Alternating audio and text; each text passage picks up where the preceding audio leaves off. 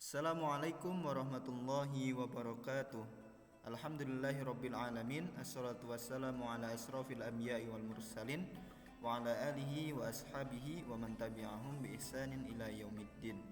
Thayyib, anak-anakku yang semoga dirahmati oleh Allah. Semoga anak-anak selalu berada di dalam keadaan sehat walafiat dan tanpa ada suatu halangan apapun. Toyib, pada pertemuan kali ini kita akan kembali mengulas pembelajaran kita, yaitu sejarah kebudayaan Islam, yang pada pertemuan kali ini kita akan membahas mengenai Daulah Umayyah. Pada pembahasan Daulah Umayyah ini kita akan mempelajari 4 subbab di dalamnya.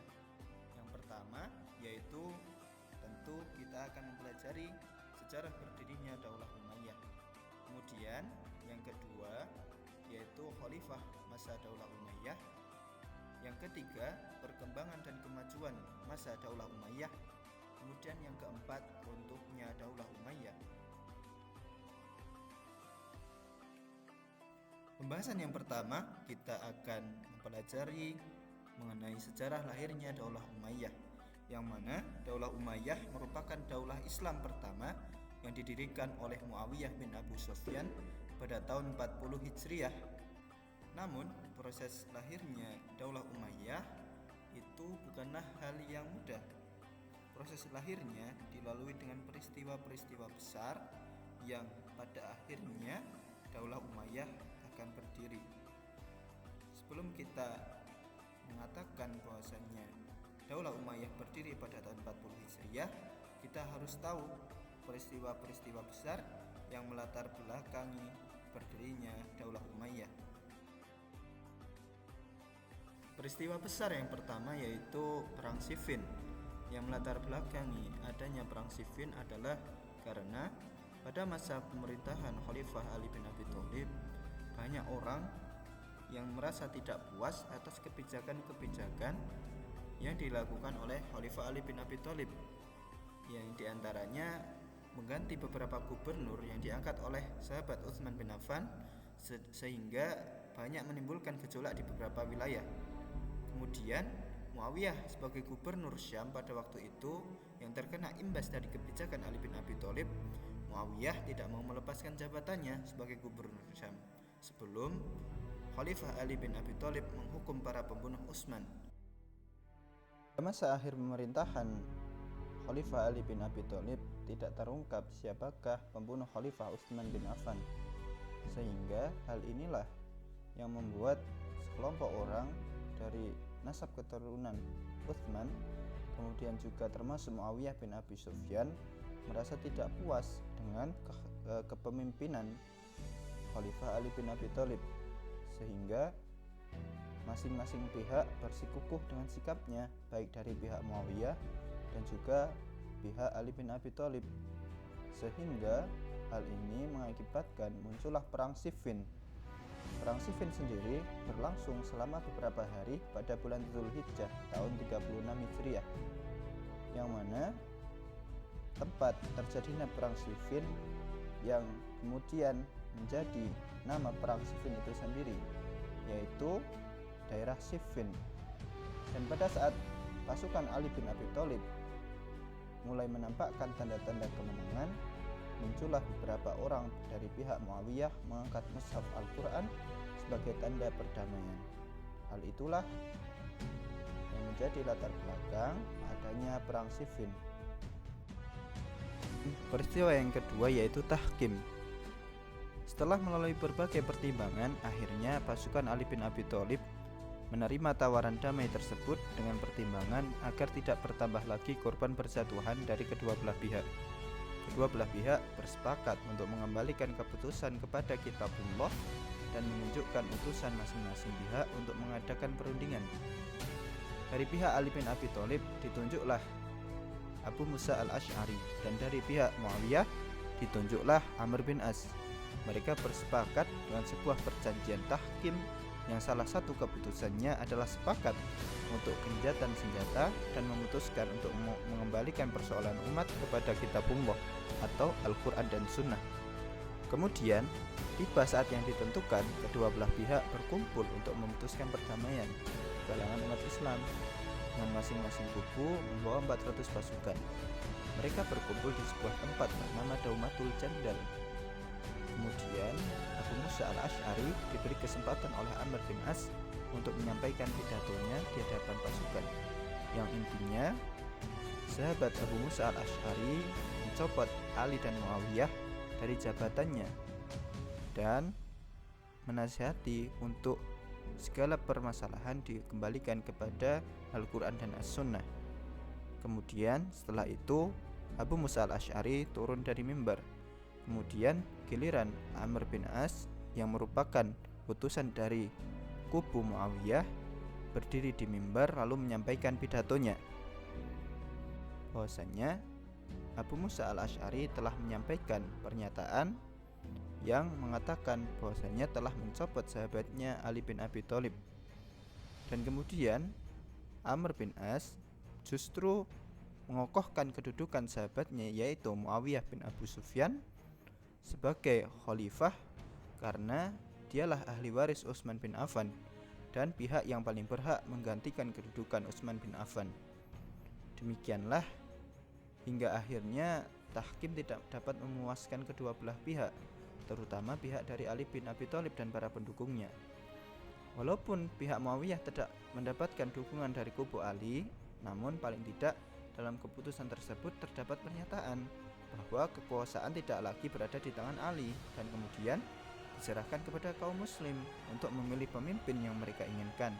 Dan pada saat itu Muawiyah memiliki pasukan yang cukup besar yang dipilihnya, dan tidak ada seorang pun yang bisa menandingi kekuatannya, sehingga keinginannya untuk menjadi khalifah kaum muslim pun semakin besar. Dengan putusan tahkim tersebut, posisi Muawiyah menjadi kuat. Ia dibaiat menjadi khalifah oleh penduduk Syam dan berturut-turut ia mencapai kekuatan dukungan dari Mesir dan memberangkatkan pasukan ke beberapa wilayah yang dikuasai oleh Ali bin Abi Thalib.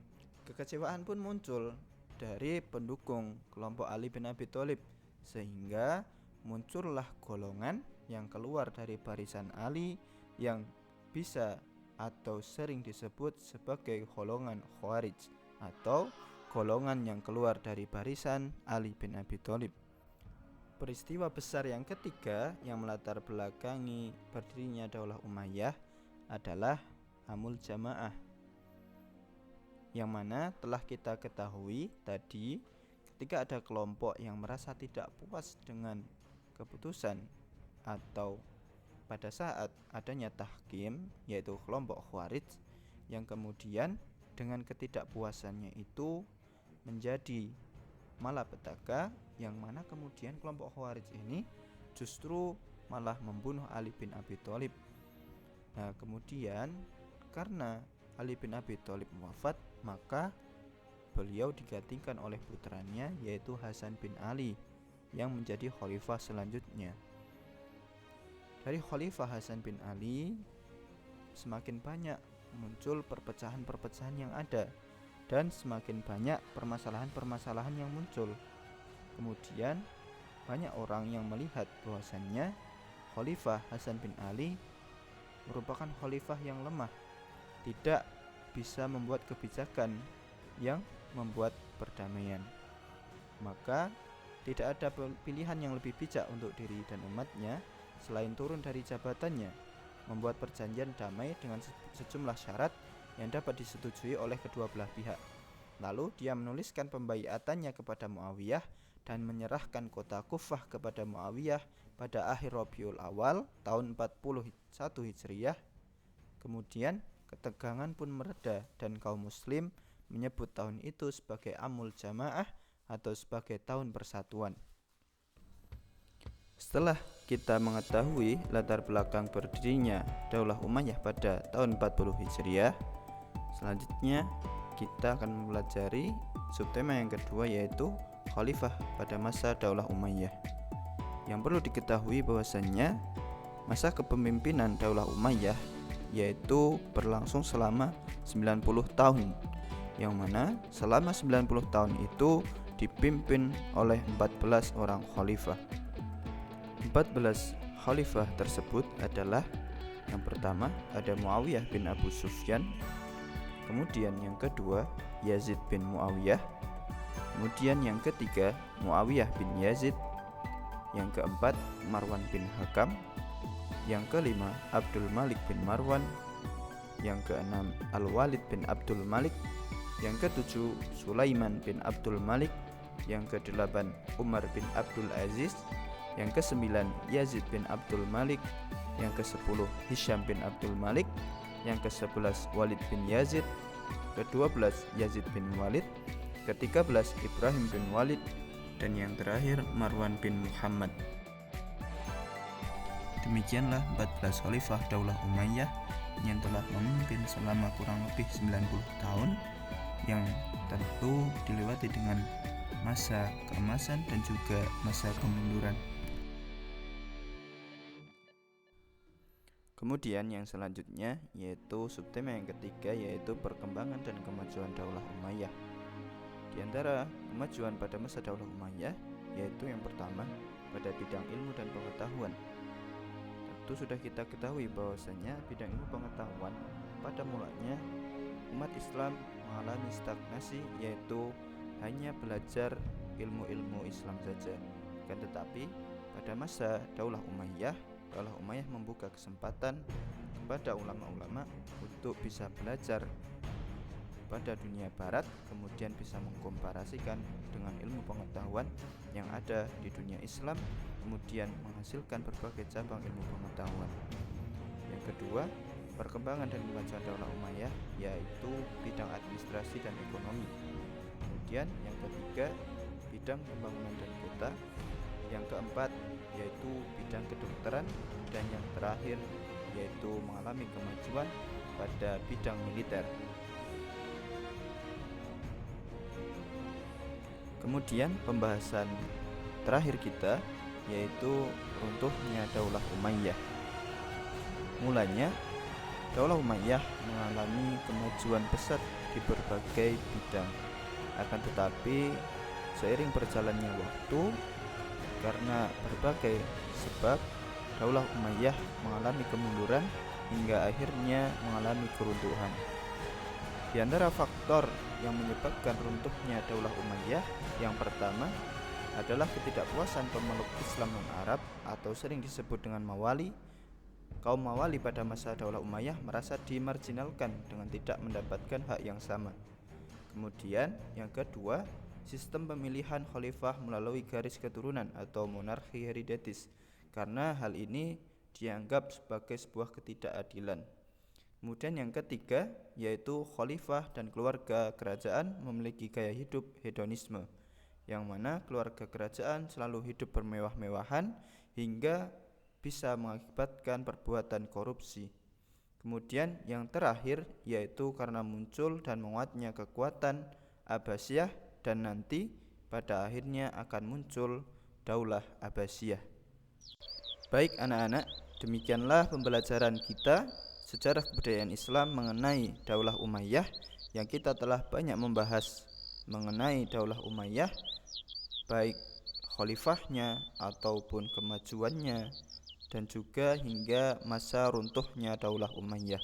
Semoga dengan adanya pembelajaran ini bisa memotivasi kita dan juga bermanfaat untuk kita semua. Dari Ustadz cukup sekian.